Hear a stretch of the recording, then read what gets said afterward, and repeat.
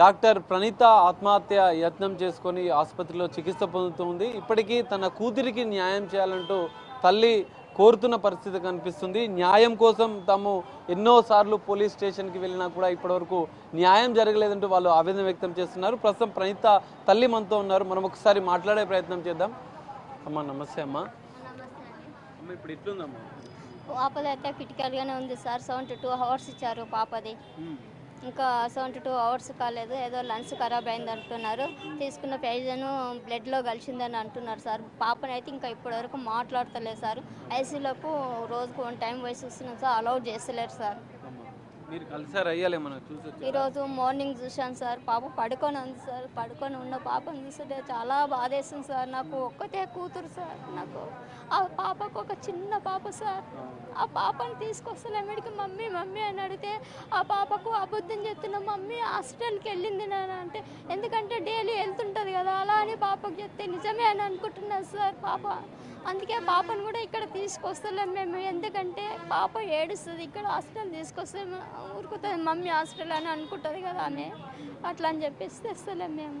పాపకు కూడా ఇప్పుడు 5 years సార్. 4 కంప్లీట్ అయింది. అసలు మీ అమ్మాయి ప్రణీత ప్రేమించి పెళ్లి చేసుకుంది కదా, మీ ఇంట్లో కూడా అంటే ఇష్టం ఉండేనా? అసలు అప్పుడు ఏం జరిగింది? ఇష్టం ఉండే సార్. ఇద్దరు లవ్ చేసుకున్నారు. అతను సాఫ్ట్వేర్ ఉండే, ఈమె డాక్టర్ ఉండే. యూఎస్లోనే కలుసుకున్నారు. వాళ్ళు కలుసుకొని ఉన్న తర్వాత మాతో చెప్పారు. మాతోని వాళ్ళ పేరెంట్స్ అని చెప్తే వాళ్ళ పేరెంట్స్ ఒప్పుకున్నారు. మేము ఒప్పుకున్నాం సార్. ఒప్పుకొని చాలా ఘనంగా అన్ని విధాలా పెట్టి ఇచ్చాను సార్. ప్రేమించుకురు లవ్ మ్యారేజ్ కదా అన్నట్టుగా నేను ఉట్టిగానే ఏం పెళ్లి చేసేయలేను సార్. నేను కేజీ గోల్డ్ పెట్టిన, 5 కేజీల వెండి పెట్టిన, ఇవన్నీ కూడా బిడ్డ కోసమని దాచిపెట్టుకొని మన బిడ్డ సంతోషంగా ఉండాలని ఆస్తులు కూడా ఇచ్చాను. కానీ వాళ్ళపైన చెయ్యలేను. ఎందుకంటే మ్యారేజ్ అయినాక 6 monthsకే గొడవలు వచ్చినాయి వాళ్ళ దగ్గర. అందుకోసం అని చెయ్యలేను. ఇవన్నీ అన్ని విధాలు ఇచ్చి చేసినా కూడా ఒక 6 months మంచిగా ఉన్నారు సార్. 6 months తర్వాత గొడవలు వచ్చిన వాళ్ళ చిన్న ఆడబిడ్డ. అమెరికాలో అంటే వీళ్ళు చదివించింది అమెరికాలో చదివారమ్మా? వీళ్ళు పరిచయం కూడా అక్కడేనా? అసలు ఎక్కడ? మా బిడ్డ ఇక్కడ చదువుకుంది యుఎస్లో డాక్టర్కు అన్నట్టుగా స్టెప్స్ ఉంటాయి కదా సార్. అట్లా అని చెప్పేసి పోయి అక్కడ సెటిల్ అయిదామని చెప్పి అక్కడ న్యూరాలజీ డాక్టర్ కూడా అమ్మకు పర్మిషన్ వచ్చింది సార్. వస్తే కూడా మా పాప ఇండియాకు రావడానికి కారణం కూడా అతని భర్త సికిందర్ రెడ్డి సార్. అలా ఆమె వచ్చేసింది, ఇండియాకు వచ్చేసింది. అంటే ఒకసారి మా పాప ఎంబీబీఎస్ చేసేటప్పుడు వాళ్ళ ఫ్రెండ్ ఉంది. వాళ్ళ ఫ్రెండ్ పేరు నేను మెన్షన్ చేయలేను సార్, చేయొద్దు. అందుకోసం అని చెప్పేసి ఆమె ద్వారా ఈమె పరిచయం అయింది సార్ మెడికల్ కాలేజ్లో. అట్లా వాళ్ళకు కలిసిపోయి అట్లా లవ్లో పడ్డారు సార్. మా బిడ్డ అలాంటి వ్యక్తి కానీ ట్రాప్ చేసి ఎలా పడేసిండో సార్. మా పాప మీ అమ్మాయిని ప్రేమించిన పెళ్లి చేసుకుంటా అని మీతో అప్పుడు వచ్చి మాట్లాడిండు అమ్మ మీ ఇంట్లో? మాట్లాడింది సార్. మాట్లాడితేనే సరే మీ పేరెంట్స్ ఒప్పుకున్నారా అని అడిగాను. నాకు కట్నం వద్దు ఏమొద్దు చేసి అని అన్నాడు. అంటే అట్లా అన్నా కానీ వాళ్ళ పేరెంట్స్ మేము ఒప్పుకున్న తర్వాతనే ఆయన వద్దు అన్నంత మాత్రంలో మనం ఊకం కదా, మన ఒకటే కూతురు అన్నట్టుగా అన్ని విధాలా ఒప్పుకున్నారు సార్. ఒప్పుకున్నారు. మంచిగా ఒక 6 months మంచిగా ఉన్నారు సార్. ఒక 6 months తర్వాత ఇక వేధింపులకు స్టార్ట్ చేసిండు. ఎందుకు అని అంటే ఫస్ట్ ట్రాప్లో పడేసిండు, ప్రేమించి పెళ్లి చేసుకున్నాడు. ఇక ఆ తర్వాత ఇక డబ్బులు అని వేధించడం స్టార్ట్ చేసింది సార్. సంవత్సరాల నుంచి అమ్మా మీ అమ్మాయి కూడా ఎన్ని రోజుల నుంచో పోరాడుతుంది, నా భర్త నాకు కావాలి, నేను భర్తతోనే ఉంటా అని మాత్రం మీ అమ్మాయి చెప్తుంది ఆమెకి. కానీ వాళ్ళు మాత్రం మాకు వద్దు ప్రణీత, నువ్వు మాతో దూరంగానే ఉండాలి, మా ఇంట్లో ఉండొద్దు అని చెప్పి చాలా దారుణంగా వాళ్ళు బిహేవ్ చేస్తున్న పరిస్థితి కనిపిస్తుంది. అసలు ఎందుకు వాళ్ళ కారణం ఎందుకు చేస్తారో తెలియాలి సార్. మేము అడిగితే నాకు వద్దు నచ్చలేదు అని చెప్పేసి ఎందుకైతే మేము డబ్బులు ఇవ్వడము ఆపేసినాము. ఒకసారి బిజినెస్ చేసుకుంటే 25 lakhs ఇచ్చాము, ఇంకోసారి బిజినెస్ చేసుకుంటే 25 lakhs ఇచ్చాము. ఎందుకంటే కూతురు అల్లుడు మంచిగా ఉండాలని ఏ తల్లిదండ్రులు అయినా కోరుకుంటారు కదా సార్. అట్లా అని చెప్పేసి అట్లన్నా బాగుపడతాడమని ఇచ్చాము. తిని తిరుగుతాడు, ఏమి బిజినెస్ అంటాడు, ఈడంటాడు, ఆడ చేస్తున్నాను అంటాడు, అంత లాస్ చేసుకుంటాడు.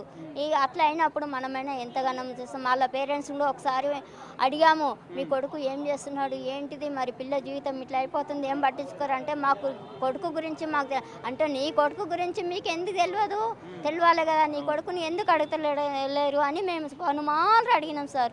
అడిగితే ఏం రెస్పాన్సిబిలిటీ లేదు, నా కొడుకు నా ఇంట్లో లేదు, నాకు సంబంధం తీసుకోపోరు అంటారు. అంటే తీసుకోపోవడానికే పెళ్లి చేస్తామా సార్. కానీ పెంచి ఇంత పెద్ద చేసి ఒక మంచిగా అత్తవారింట్లో మంచిగా ఉండాలి, మనకు ఎంతో సొసైటీలో మంచిగా ఉండాలని చూసుకుంటాం కదా సార్. అలాంటి దానికి ఇంత అరాచకాలు చేసి ఇంత చిత్రహింసలకు చేసి ఆడపిల్ల తట్టుకుంటుందా సార్? చెప్పకే తెలియాలి. మీ అమ్మాయి ప్రణీత అసలు ఎంత అంటే డాక్టర్ అంటే ధైర్యంగా ఉంటారు, ఎంతోమందికి ట్రీట్మెంట్ చేస్తూ ఉంటుంది, మీ కుటుంబం కూడా ఆమెకు సపోర్ట్గానే ఉంది ఇన్ని రోజుల నుంచి.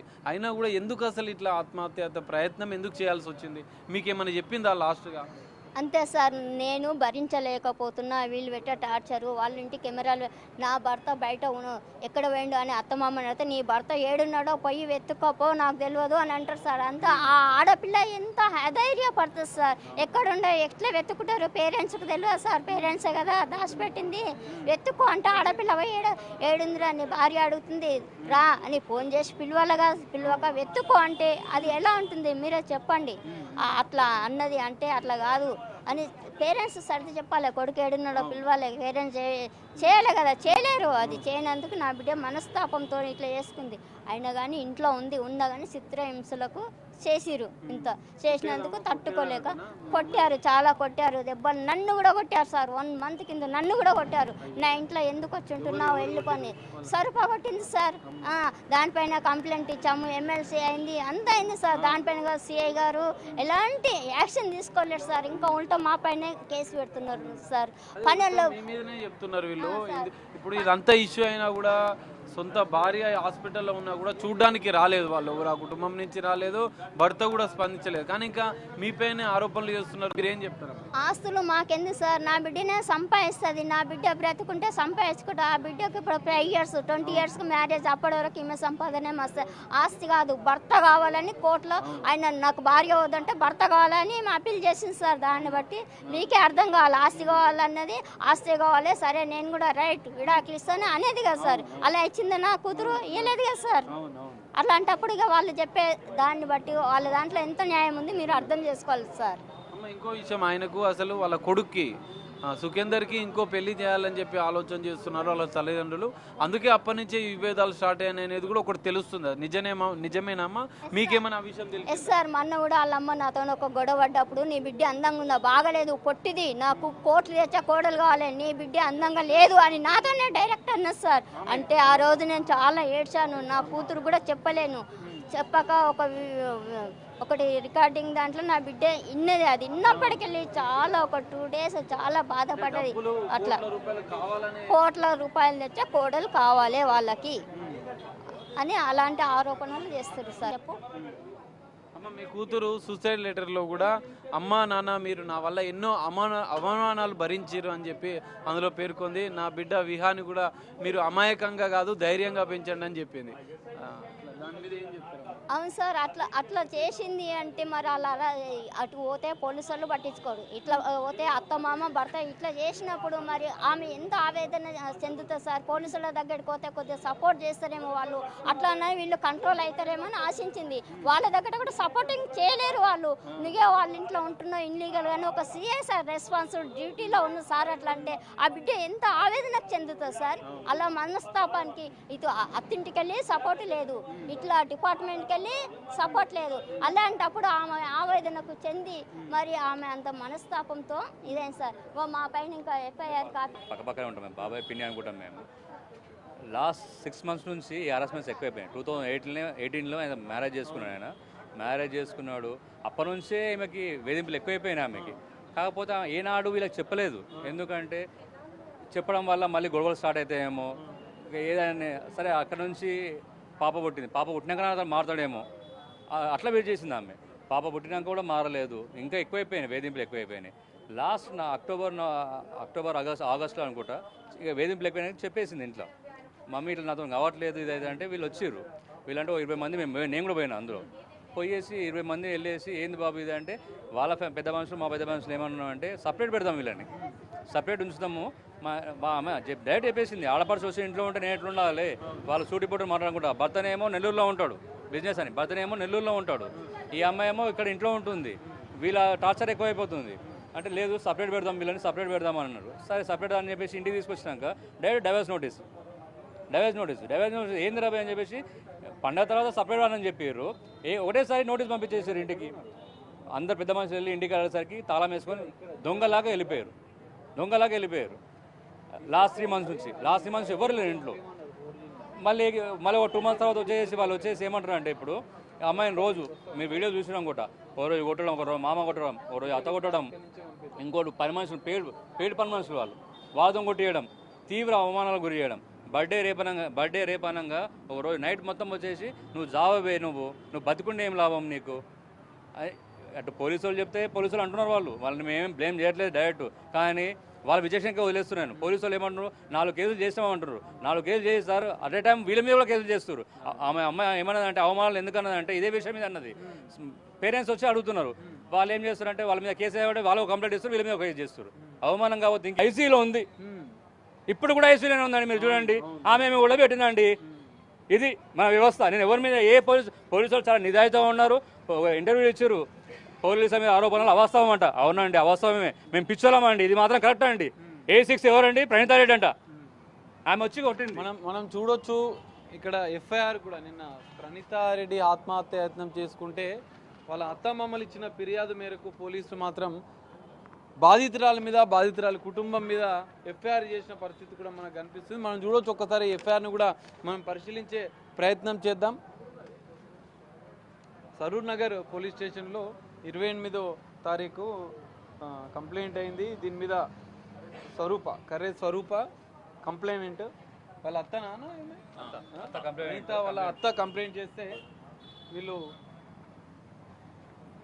ప్రణీత అత్త కర్రే స్వరూప కంప్లైంట్ చేసింది. ఈ కంప్లైంట్లో మనం చూడొచ్చు వీళ్ళందరిపైన డాక్టర్ ప్రణీత బాధితురాలు ఇంకా ఐసీయూలో ట్రీట్మెంట్ పడుతుంది, ప్రాణాలతో ఇంకా కొట్టుమిట్టాడుతున్న పరిస్థితి ఉంది.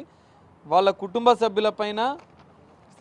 సభ్యులపైన దాడి చేశారు, ఆవేదనతో ఇంటికి వెళ్ళి ప్రశ్నించారు అని చెప్పి కేసు పెట్టారు. కానీ ఇక్కడ complainants doctor Inla Praneetha Reddy and some others అంటే ఎఫ్ఐఆర్లో కూడా ప్రాణాలతో కుట్టుమిట్టాడుతున్నటువంటి ఆమె పైన కూడా కేసు నమోదు చేశారు. దీనిపైన కుటుంబ సభ్యులు కూడా ఆవేదన వ్యక్తం చేస్తున్నారు. ఇప్పటికైనా న్యాయం చేయాలి, ప్రణీతారెడ్డికి వారిపైన చర్యలు తీసుకోవాలని చెప్పి కుటుంబ సభ్యులు కోరుతున్న పరిస్థితి అయితే కనిపిస్తుంది. ఆసుపత్రి వద్ద వాళ్ళ బంధువులంతా వచ్చి ఆమె ప్రాణాలతో కొట్టుమిట్టాడుతుంటే పోలీసులు మాత్రం మేము ఆత్మహత్యత్నం చేసుకుంది అత్తామామల వేధింపుల వల్ల, భర్త వేధింపుల వల్ల, తమ కూతురు ఇంకా ప్రాణాలతో కొట్టుమిట్టాడుతుంటే పోలీసులు మాత్రం తమ కూతురిపైనే, వాళ్ళ కుటుంబ సభ్యులపైన, మాపైన కేసులు నమోదు చేస్తున్నారని చెప్పి వాళ్ళు ఆవేదన వ్యక్తం చేస్తున్న పరిస్థితి అయితే కనిపిస్తుంది. ఇప్పటికైనా తమ కూతురికి న్యాయం జరగాలి, అత్తామామలపైన చర్యలు తీసుకోవాలని వాళ్ళు కోరుతున్న పరిస్థితి కనిపిస్తుంది.